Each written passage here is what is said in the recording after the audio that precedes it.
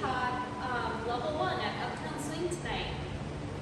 We reviewed a few things. We reviewed the points and the lowdowns.